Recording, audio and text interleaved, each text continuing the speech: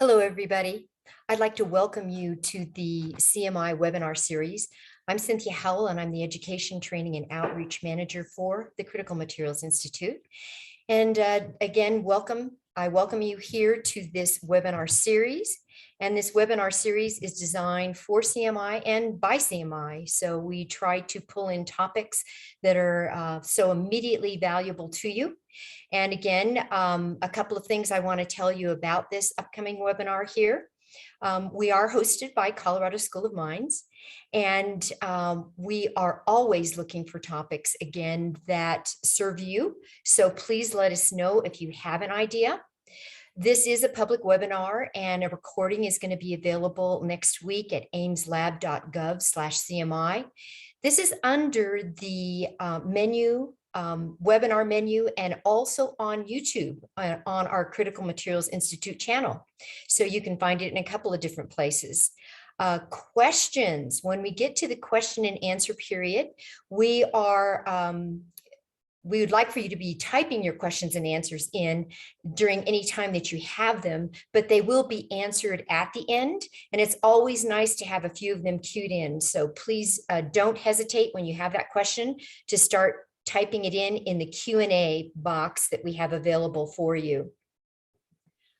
I'd like to introduce our speaker today, and our speaker, Aimee Boulanger, is from the Initiative for Responsible Mining Assurance.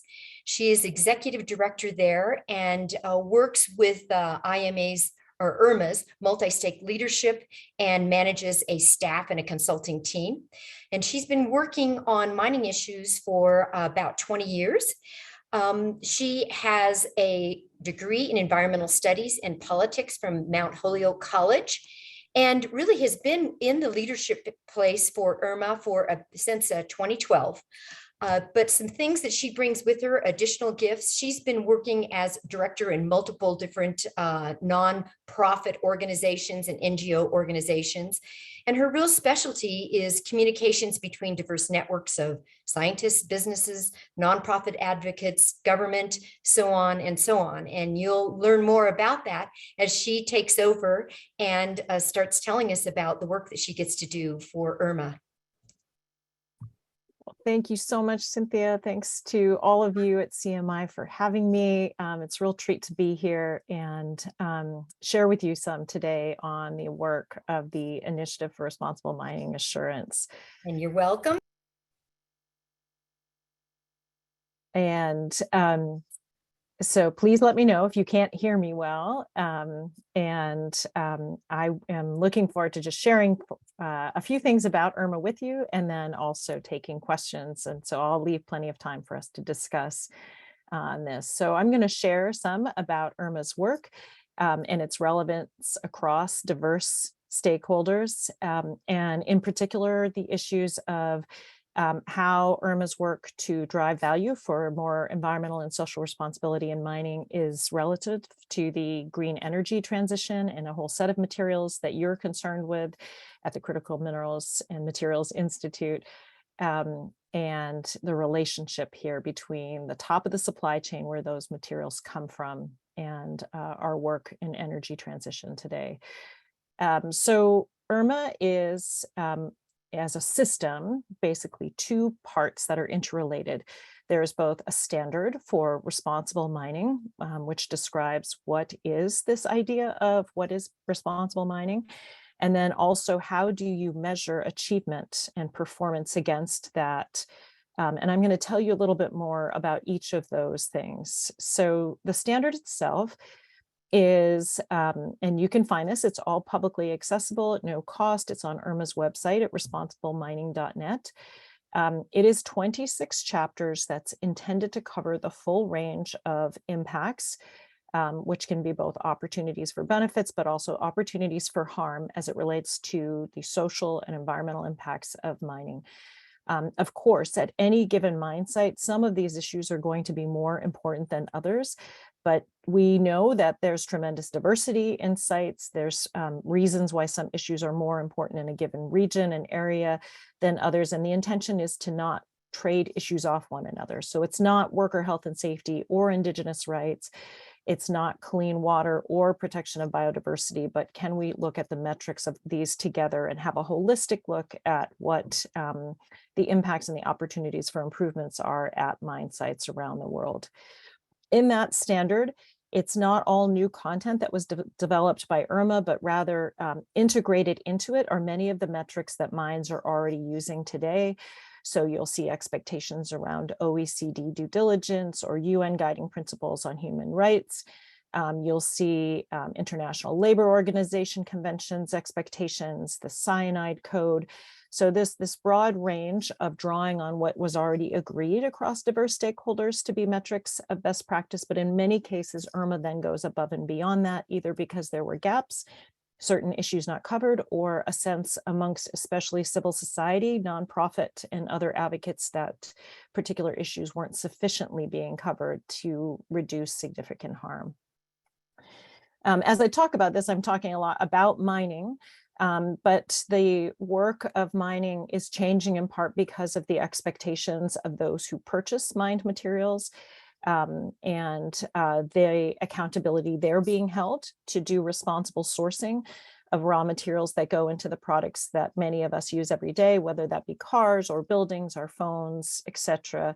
And those purchasers of raw materials that then are the sellers of products to many end consumers are increasingly expected to know and want to know the impacts in their supply chain. And are they doing all they can to understand those impacts? But the mine, of course, is not the only level. And of course, there's often many levels between the mine and those end brands selling products.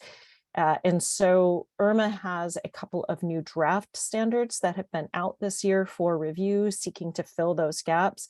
The IRMA Ready standard for exploration and development before a mine is in production, and also the standard for mineral processing after the mine gate. And what we're intending to do this next year is release a single cohesive, updated IRMA standard for responsible mining, which includes all of these in a unit, because so much of the content is the same across them, but then a company anywhere in the spectrum of the supply chain could choose where they are and have the requirements that are specific to where they sit in the production of these mine materials.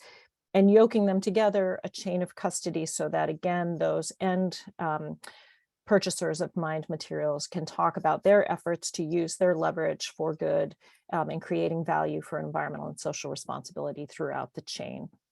So I'm happy to speak to any piece of that you're interested in. But I'm going to step back with that and now tell you just a little bit about how the system is structured and governed and how it can be used. And most important in that is the fact that IRMA is equally governed by 6 stakeholder sectors. There are 2 seats each for each of these 6 sectors.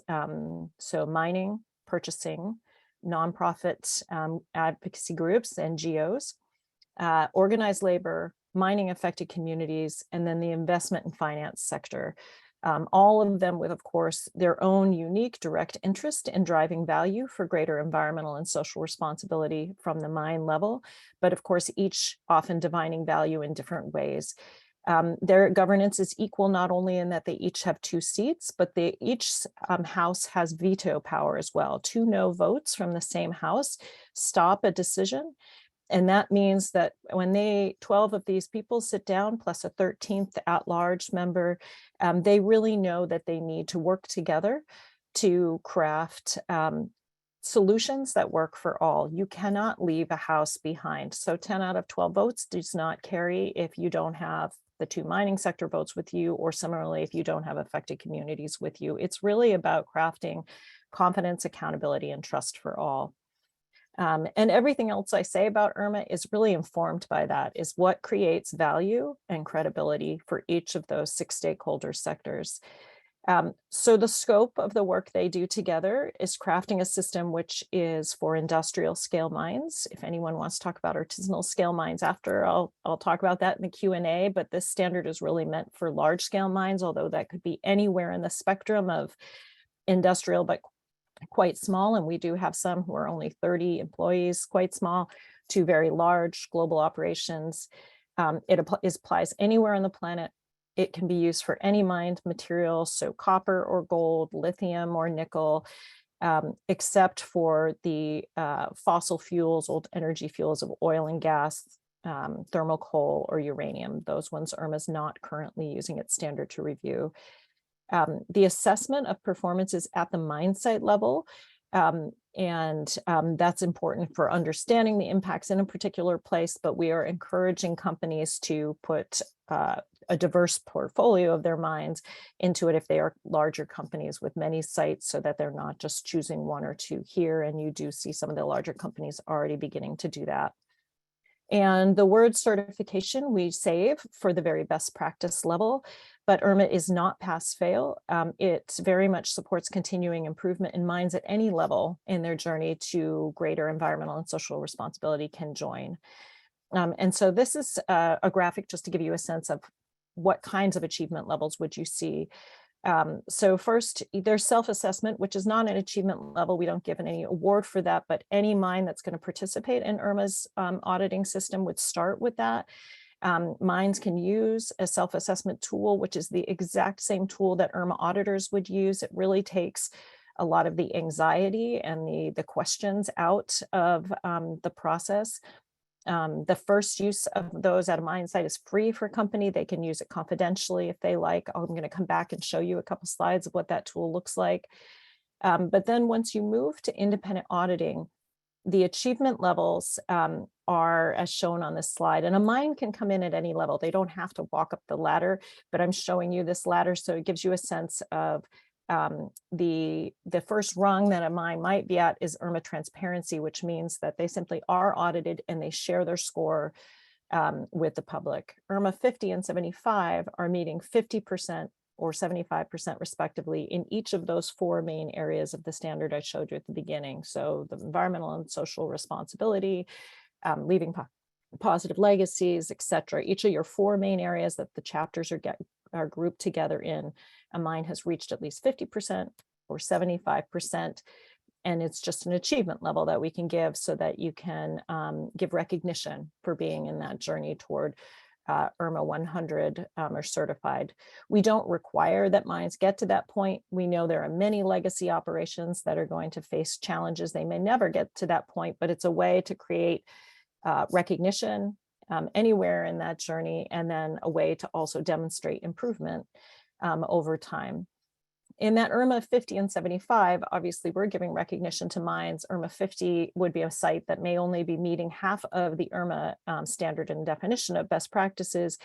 So for that to happen, we require that 40 critical requirements aren't skipped. So for example, obviously we wouldn't want to celebrate IRMA 50 too much if in the 50% that weren't being met, you had gross human rights abuses or child labor, things like that. So there are 40 requirements designated as critical that mining companies can find as they go through the standard.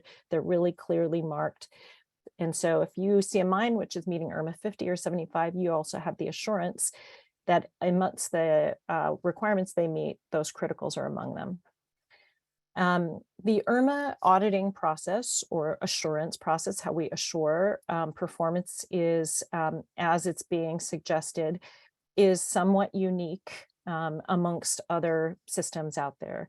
The most unique part, and what the other standards are not doing right now, is public notice of audits when they happen. And we feel like this is incredibly important for increasing the trust, for addressing the trust deficit that exists, particularly between mining companies and affected communities, and for the due diligence that's being asked of those end purchasers to understand impacts in their supply chain. So when an audit is beginning, we announce it, we say, hello world, the Albemarle project in Chile, this lithium operation is being audited, and people can participate. We provide the email and WhatsApp contacts and other ways to be in touch with the audit firms that are being used, so that anyone may speak to those auditors and share their insights, concerns, questions, asked to be kept in the loop.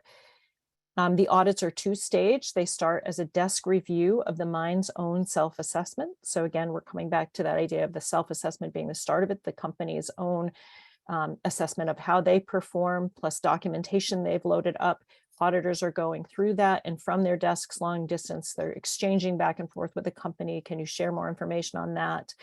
I need a little more on this one. They have questions.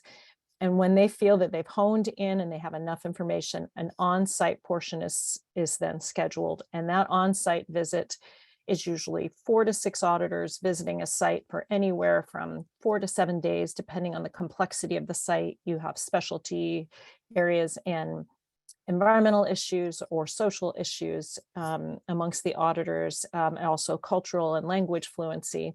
When they're on site, they are required to gain input from workers, communities, and other stakeholders, including without the mine management present. The mine has agreed that there won't be reprisals for engagement of these stakeholders. And then when that stage 2 is done, a report is prepared, which goes back to the mining company to review first to ensure there aren't factual errors. And then there's going to be a detailed summary made public. And then mines and stakeholders both have access to complaints mechanisms. And so this is a complicated system, but you can see, even as I share it, we're trying to balance the need to create increased trust amongst NGOs, affected communities, and labor unions, with also meeting the needs of purchasers for greater understanding of their supply chain, and mines at this change moment, with a focus on continuing improvement and creating value for better performance, not just scoring and differentiating. You can see on our website examples of the first audit reports that have come out. You'll see they're quite detailed. This also is very different in IRMA compared to other systems. The audit reports are a summary, but still, even as a summary, they're still over 100 pages long usually. You can see the score, not only the overall average, as I mentioned, but the score in each chapter. And then you can go into each chapter and understand where are the areas of strength, where are the areas of challenge, the requirements not yet met, notes from auditors on how they've manifest that, as well, with only truly confidential information removed from that. And when you look at our website to get a sense of those, you'll see just a few out already. Our work is new. While IRMA's work began 15 years ago with that multi-stakeholder group using more than a decade to build a shared understanding of what is responsible mining and that standard, and then what would be a trusted way of auditing it. Now those first mines are coming in. So there are 11 independent audits underway, including surveillance of the first mines already, and interim surveillance between the 3-year point of recertifications, re-audits, in South Africa, in Brazil, in Chile, in Mexico, Zimbabwe, Argentina. These are the first countries where these audits are happening. But there are many companies across 25 countries and with more than 50 different materials who are currently formally registered using the self-assessment tool and preparing. And so we expect this big growth over 2023 and 2024 of independent audits out showing performance across these. And why? Because there's this increasing demand from both purchasers and from NGOs, civil society, labor unions, asking for increased public reporting, a more robust cross-stakeholder conversation on these materials, particularly because they are being increasingly demanded for energy transition. So as one example of this is both a photo of the IRMA board of directors, but it also involves a few extra stakeholders who came to our last in-person before COVID board meeting in South Africa. This is a BMW ad, though, and their commitment to using IRMA as a tool for auditing suppliers in their supply chain and expecting improvement over time. But while BMW was first to come in amongst the car makers, there are now 6 car makers who have joined IRMA as members and are using this tool to increase their access to information and their expectations for improvement over time. And they really are generally looking for ways to meet their current suppliers where they are. So they're not saying be IRMA 100, be audited and show us your IRMA 100 tomorrow. Of course, they would love to interact with suppliers who can meet IRMA 100, but they're starting now by saying be audited, be more transparent about the impacts that are there, create a context, help us to understand why that is, and show improvement over time. And that call from the private sector is being echoed and reflected also amongst civil society and nonprofits. The Sierra Club creating their first mining policy in the last couple of years as they understand that their own demand for energy transition and more renewable energy has an impact at the mine level. More globally, World Wildlife Fund looking at the same kinds of issues as well. How does energy transition relate with responsible sourcing and impacts at the mine level? But everything I've said so far is still reliant upon a vision of IRMA as a voluntary initiative, which of course we are. And the work that I do and that IRMA's work overall is never going to replace the importance of law and government and the rules that all operators should follow.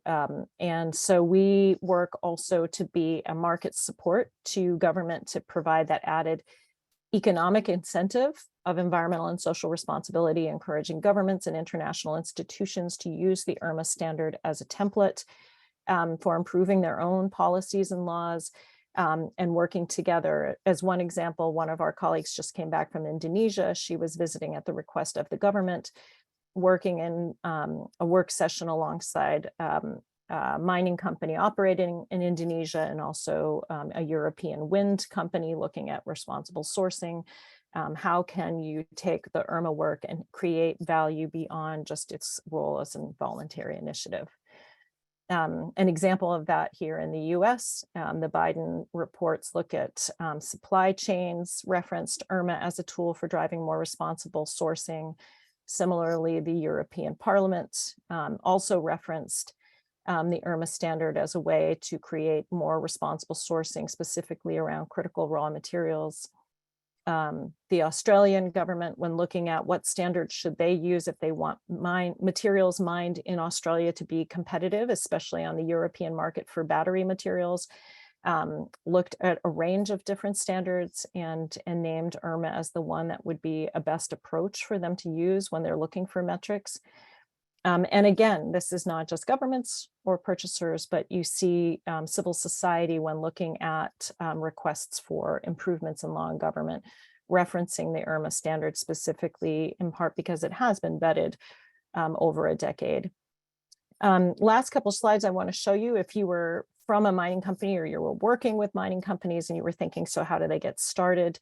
As I mentioned, we have a self-assessment tool. I'm going to show you a picture of it here in just a moment, but it's the essential tool for a mine to use to prepare for an audit. They don't, if they're using that tool, have to commit to then moving to independent audit, but they don't get to make any claims of achievement until there is that independent audit against IRMA. And so we really encourage them to move from point 1 to 2 and begin that audit and then share their scores. Increase that public dialogue beyond that IRMA engagement map, talk about the challenges for why some scores are lower.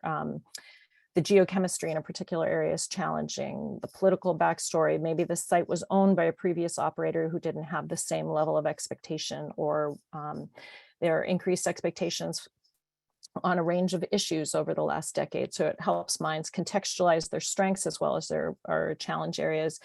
And they can also join to be part of IRMA's governance. And increasingly, that ability to become an IRMA member is being tied to performance, both engaging in audits and then showing achievement.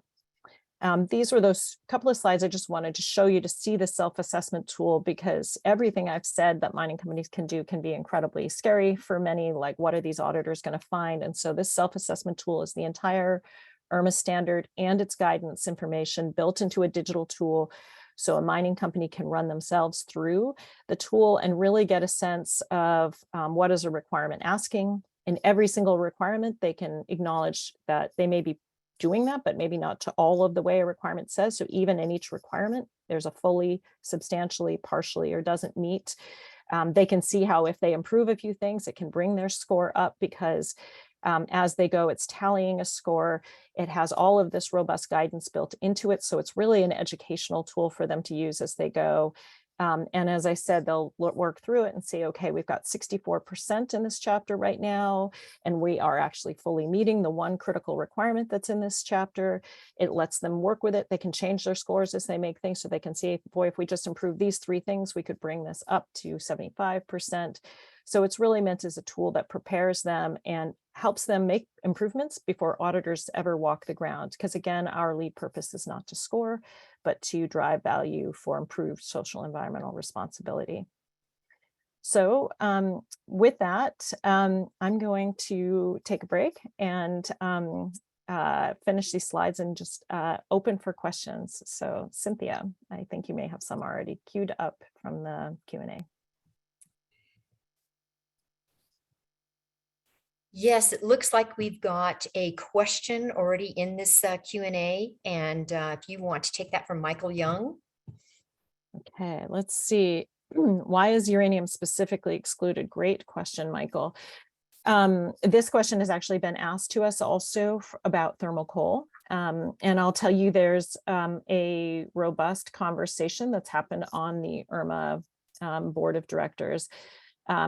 So with oil and gas, I'm going to start with that one first. They decided to not include that one because there was a sense that while oil and gas extraction continues to go on, they did not want to see the IRMA standard used as a way to further enable or validate the continued use of oil and gas and its greenhouse gas emissions.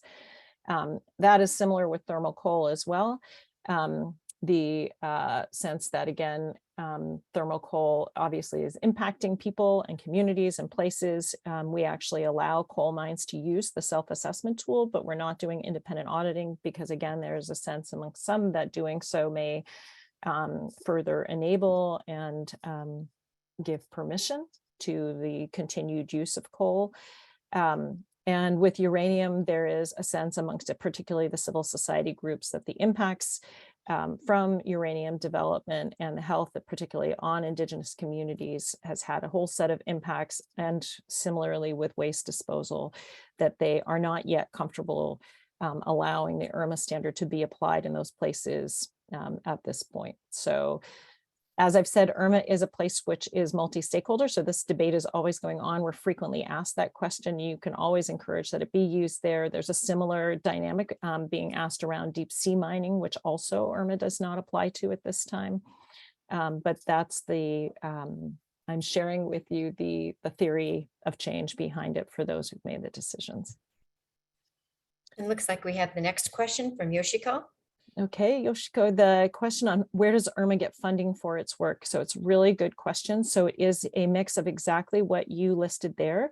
So there's both the income that comes from the private sector companies on the board of directors get board giving. Those private sector companies who are joining as members have a sliding fee from annual membership fees, so that smaller companies pay less, larger companies pay a larger annual membership fee. Mines being certified pay a certification fee, which again is sliding based on the value of their operations. It's basically a licensing fee to use the IRMA name and achievement logos and trust marks that go with expressing their achievement level in it. And then we receive our largest grant right now is from the Ford Foundation. We also get philanthropic grant support from Climate Works as well. So it's a mix of fees like that for the use of the program and then foundation grants. Okay. Again, it looks like we have another question that just came up. So life cycle analysis part of this being used to assess responsible mining. Great question. Yes, and how to do that. There is a complex conversation going on right now, including thinking about how do you, we thought that we were so forward thinking a decade ago when we were looking at the life cycle of a mine from its early design and do you have Indigenous consent all the way through reclamation and closure. But of course, now this whole sense is even greater, looking across the full supply chain of creation all the way out. So there is a question as we look forward, could you use the IRMA pieces all the way from exploration to the active mining portion to mineral processing and endpoint?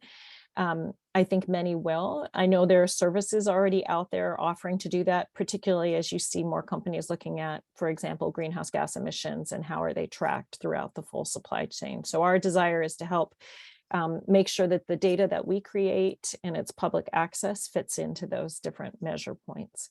And Michael, if I didn't answer it quite the way you meant there, please go ahead and feel free to follow up there. I see, in fact, on the issue of greenhouse gas emissions, this question of do they calculate it? So the greenhouse gas chapter in IRMA is actually one of the ones that's going through the most revision right now. The active mining standard that's out was passed in 2018. If you look at that chapter, you'll see what could be agreed to as best practice across those diverse stakeholder sectors. The world has so moved on from that chapter, and that chapter we don't feel it does not reflect best practice any longer. So in the midst of the update that we're doing this year, that will go through mid next year, that will be one of the chapters that will be changed the most. So there will be calculations expected to be done by the mine, and then auditors will be verifying them. But since you gave me the platform to talk about that, I'll also say that this is one of the most often spoken of areas of impact that's now being tracked. And it's incredibly important, particularly in the mineral processing point of the supply chain of mine materials. That's really where we see these significant greenhouse gas emissions. At the mine level, often those emissions are much lower as a relative point all across. It's wonderful to see mining companies making more aggressive commitments to reducing GHG emissions, as we all should be doing in our daily lives, but we don't want to see that happen to the exclusion of the focus on issues like water or mine waste or human health and safety downstream of mine waste, a whole set of issues which are exacerbated by existing climate stresses or are some of the biggest impacts of mining in a climate stress world, more than GHG at the mine level. Okay. So while people are thinking of some additional questions here, let me ask one as well. So what are NGOs and affected communities' biggest concern with mining today? And also, do they understand the connection between mining and energy transition? Oh, okay. Good question, Cynthia. So, I mean, I think that sometimes people are asking, like, don't communities get it? Because, and concerned that many communities who are resisting new mining are just not in my backyarders or NIMBY, as some people will say, and that they, and I think it's true that many people who don't live near mines don't understand what industrial scale mining looks like, what it takes to produce the materials that most of us are using every day, like the ones on my phone, but even more so in our buildings, my car. But mining affected communities who live closest certainly do know what mines look like.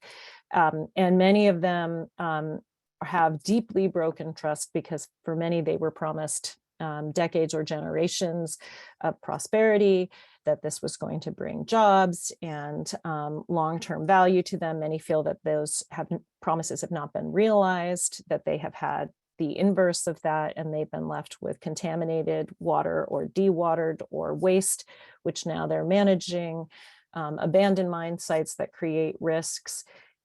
So they are looking at that history. So when I'm talking, for example, to those who are proposing new lithium operations in Nevada, I will talk to those mining companies from a perspective of the history of gold extraction there, and what indigenous communities feel about that, even though you may say the material is different, the companies are different, its intended uses are different, but for the people who live closest to those industrial scale operations, they see industrial development by companies who are extracting and are concerned with exactly the range of impacts that are here. And so those companies who are looking to mine those materials are going to need to approach that head on, recognizing both the history of conflict and distrust, and also the fact that many of these communities are living in a climate stress world already. They get climate change because many of them are living at the fore of it in dry communities that are drier now, in communities where the 100-year flood seems to come every other year.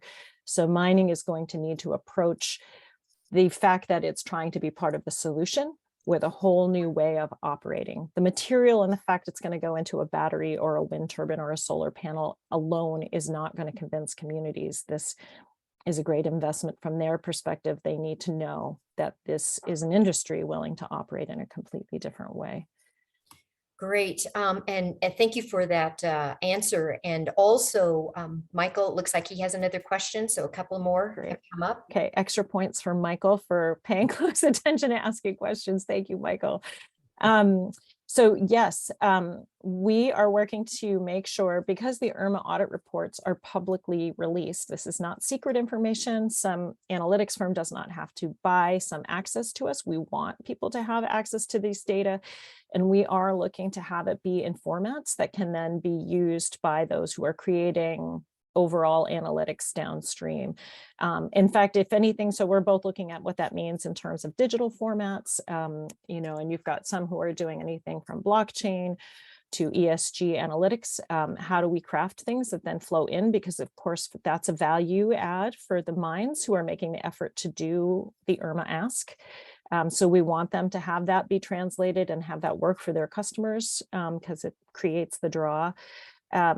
So if you have particular formats you're interested in, would love to hear from you, because we hear from companies usually multiple times a week right now on what that is and how to almost have, if you can imagine, a French drain of information coming in and trusted sources that come out, but that create efficient ways for whether it be your permit or your monitoring data or your IRMA Achievement Award and other things to flow together for trusted reporting that come out the other end.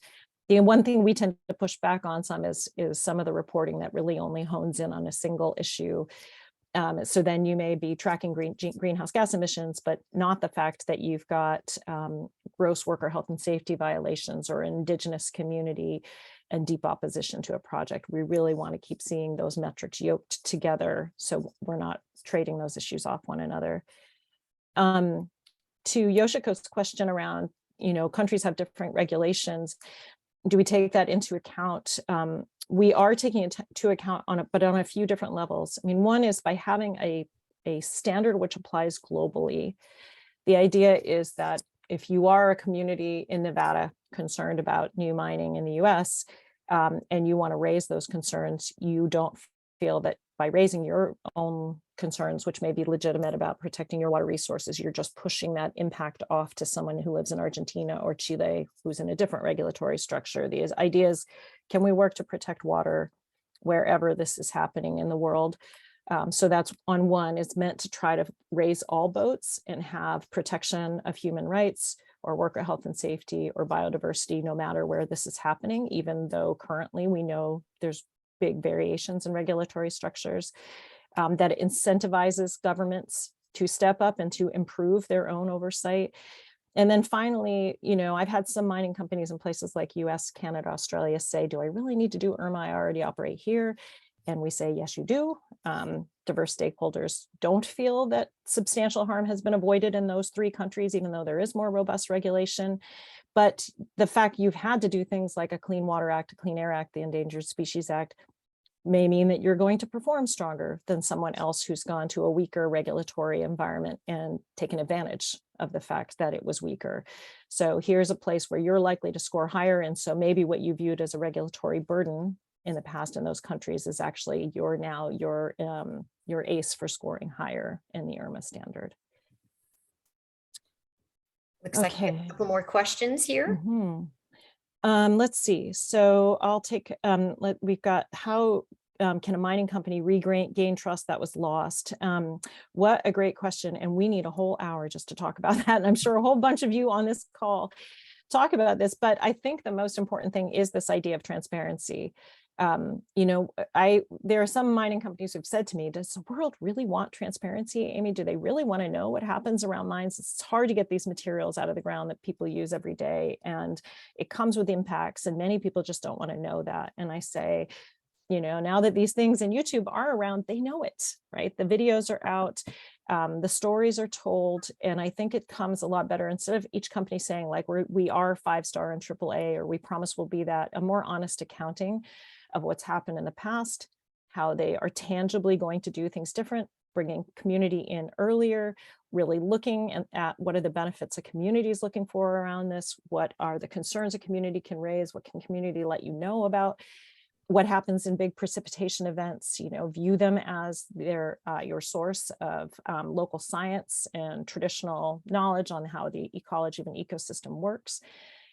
So I think that really in depth, rather than it being I just talk to the regulator because they give me the permit and that means I have the rights, is really looking at the community as your cohort in that from the very earliest phases. That's my short answer, but let's talk more about that, Bruce. And to Priscilla's on the being a trusted assessor of the information. So I'm going to use that as a chance to talk about, where we try to be the trusted point is at the point of developing what are the metrics. So what's the requirements in the standard, and then what are the requirements for independent auditing. But when a mine is audited, we are not the ones auditing them. So this is part of the independent third party auditing. So here's IRMA setting the standard, here's the company agreeing to be audited, and then here's the audit firm. Now the audit firm's work is paid for by the company, but their right to audit is granted by IRMA. So if we think that the fact that they're being paid by the company is compromising their service to all stakeholder sectors, then we're the ones who can withdraw their right to audit. So there are robust requirements and training that go into how those auditors are trained and how they understand their accountability in that. And that also is worth an hour of conversation on how to do that, because it's a lot of hard work and an ongoing effort. And we definitely are looking at ways. We were just having a conversation on this yesterday. So about remining and the idea of taking old waste piles, old ore stockpiles, wastewater, and how do you craft value for new, for the extraction of that. And so you asked in particular about twin metals.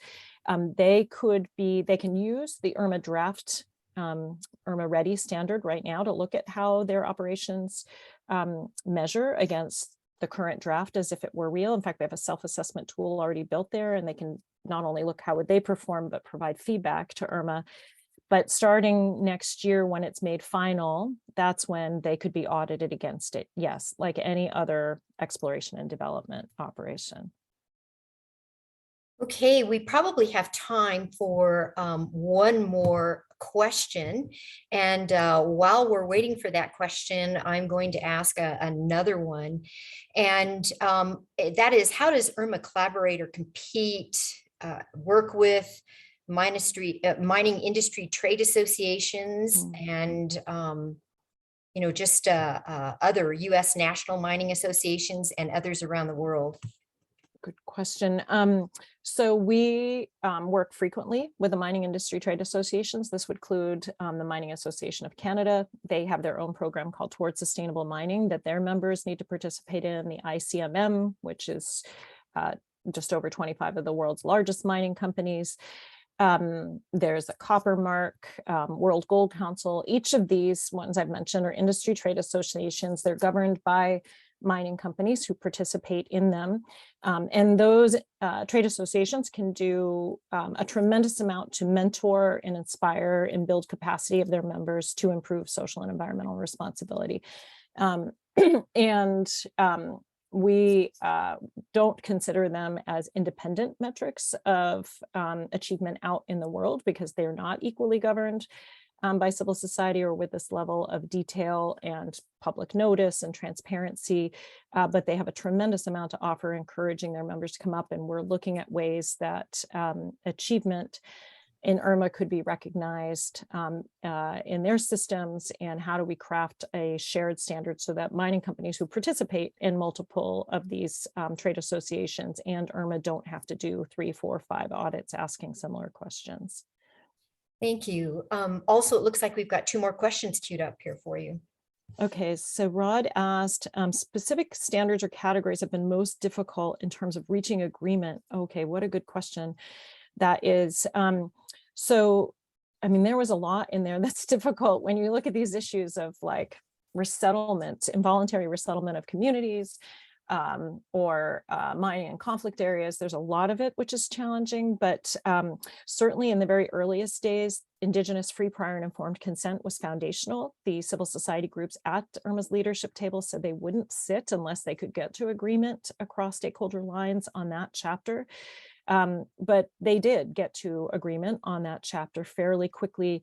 Perhaps the most difficult were the chapter on water and the one on waste. And I think that's in part because there's a greater global fluency on social issues like human rights. There's far less consistency on environmental issues globally in terms of what are the legal regulations country to country. And if a mining company is following whatever is legal compliance in a place, being asked to meet a consistent standard may be a big change, and of course a more expensive one. It's not one you just hold 5 more meetings. If you've got a significant water contamination problem, you've really got to invest in the technology and changing design and addressing cleaning up a problem like that. So those were some of the most challenging. And of course, in the time that we did that work, you see the world grappling with the mine waste challenge and horrible human rights abuses associated with mine waste failures. So I know we'll continue to struggle forward on those issues, but I think the world also understands the importance of getting those right. Increasingly, to Bruce's question, it'll be really interesting to see how governments and IRMA can collaborate so that, permitting in a place can be, for example, if you're doing water quality monitoring for your permits in a country, how you use that to demonstrate to auditors you're meeting a chapter, for example, the water chapter in IRMA, but also how does IRMA achievement create incentives within the country in which you're operating. So I think that's work still ahead, Bruce, but one we're definitely looking at so that there's a cross feed. And practices, okay, it's taking me a moment to read this one. Would an IRMA audit score a mine lower because of its setting? No. So even if you take the water chapter, it says, even as it sets out tables, the tables are by different uses, and it talks about background uses. So you're not, if you're in place, like in this example where you had arsenic, high levels of arsenic, we don't expect you to clean up the background arsenic. So you would use that as a reason for why your arsenic levels are higher. This is a higher background area of it. Obviously, when you are in a place where either you've got inherent political conflict, if you are in the DRC, for example, if you are operating in a region where Indigenous people don't want industrial extraction, if you are operating in a place where there is complex geochemistry, all of these things make it more difficult. All of them also make the whole environment and the whole context more sensitive, and all the more important than the mining company's eye is on each of those respective areas, and how do they not exacerbate conflict or the fragility of a given environment. So does it make sense for companies that only source indirectly to become an IRMA member? It definitely does. When I mentioned those 6 car makers, the vast majority of them are sourcing most of their materials indirectly. Increasingly, they've shortened supply chain for the things that come into the battery because there is a whole competition and tension around a security of supply for things like lithium, nickel, cobalt. But of course, most of the body of the car comes from things like iron ore and bauxite and copper, things that they may not yet know who they buy from. They have complex supply chain, but letting those initial suppliers know that their expectation is that they want improved practices, that they're doing what they can to reach up through their supply chain and both map who they're buying from and also expect, even if they can't fully get there, that they'd like to see copper producers or tin mines in Indonesia improve across the board for the raw materials they use. It's definitely makes sense they do that. I want to thank you, Aimee, for a great presentation. The audience, great round of questions. Very well done all the way around. Thank you again for your time and energy and for giving CMI the information about the great work that you're doing with IRMA, and obviously very important to us with critical materials. For the audience, I want to thank you for attending. This recording is going to be available next week at aimslab.gov/CMI, also on YouTube on the Critical Materials Institute channel. The next webinar will be listed in the Critical Times newsletter and on social media as it has been in the past. And we're also always looking for those future topics and presenters. So please don't hesitate to add that on the exit survey or email us at cmi@mines.edu. Anyway, again, thank you so much, audience. Thank you, Aimee. It was just a refreshing presentation. Thanks so much.